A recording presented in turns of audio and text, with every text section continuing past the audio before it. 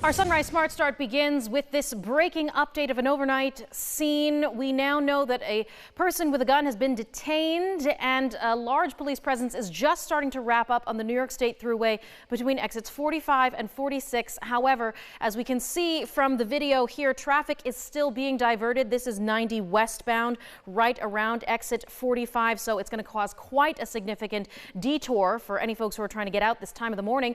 Iran is live there at the scene as folks are still trying to wrap up everything that happened there. Iran.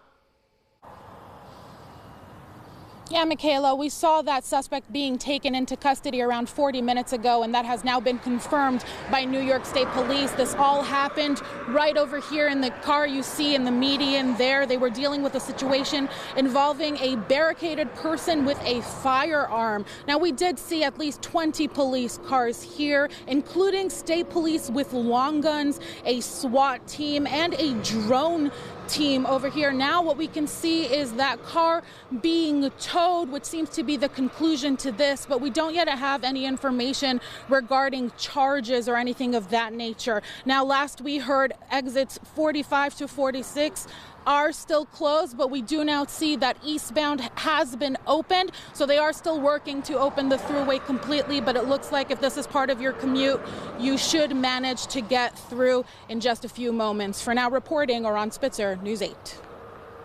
Thank you so much for that wrap up, Iran. As we can see, things still developing. So as we continue to get in these breaking updates, visit us at rochesterfirst.com. And remember that section of the thruway, all lanes, 45 and 46. Just take your time and find a different route.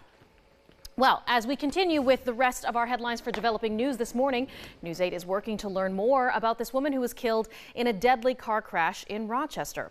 Police do tell us that around 4:30 yesterday afternoon, a 63-year-old woman from East Rochester was driving south on the Lake Avenue area when her car drifted into the northbound lane from the southbound, crashing head-on with another vehicle near Riverside Street. First responders rushed that woman to the hospital where she later died from her injuries. And the 38-year-old driver in the second car is expected to be okay. Police say they cannot yet identify this woman who passed away. Meanwhile, Rochester police also searching for the driver who hit two men at the intersection of Ravine and Lake Avenues with a vehicle before taking off. Investigators say that the men were walking along Ravine just around 6 when a silver sedan pulled up next to them and an altercation broke out. The car then drove at the two men, hit them, and then sped off. The two were taken to the hospital. We're told they're expected to survive. And investigators further say they believe the walkers and the driver didn't know each other. So if you know anything about this incident, you're asked to please come forward and call 911.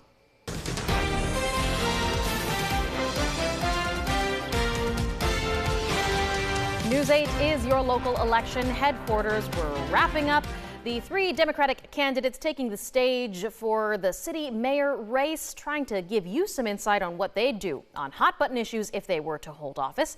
Last night, incumbent Mayor Malik Evans, Mary Lupien, and Shashi Sinha all participated in the first debate hosted by WXXI, discussing everything from immigration enforcement, cost of living, and the future of downtown. Now, one of those biggest questions the candidates focused on was, of course, the future of Rochester's sanctuary city status. That does also follow a lawsuit filed by federal officials against city leaders.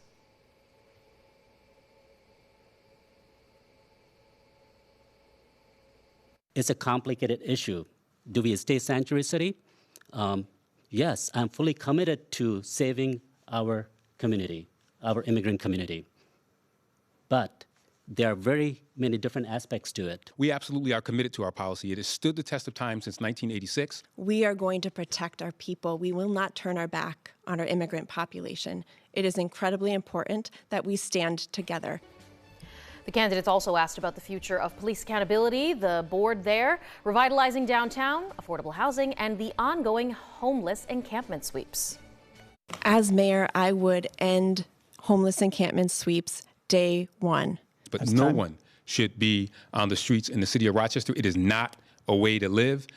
You can't just take the tents away and leave that person to die in cold or heat. We'll also That's hear all from I have these to say. candidates 2 weeks prior to the June 24th primary election. They will participate in a town hall that you'll be able to watch right here on News 8. We hope you tune in for that. Now, turning back to our traffic updates, some alerts here. Remember, that section of the thruway between exits 45 and 46 completely shut down.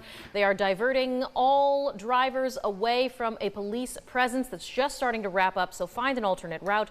The Greater Rock Sky iCamera shows quite a few folks are trying to get there on 490, moving along smoothly though, as there are no accidents to mention.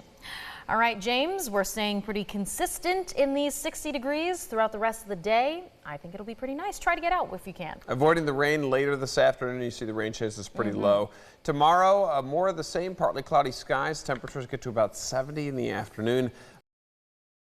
Rain showers returning for the weekend. Thank you so much, James. Thank you for watching News 8 at Sunrise. We'll update you again in 30 minutes, including on that breaking throughway scene. Follow News 8 wherever you are on RochesterFirst.com, Facebook, X, and on our app for news and weather.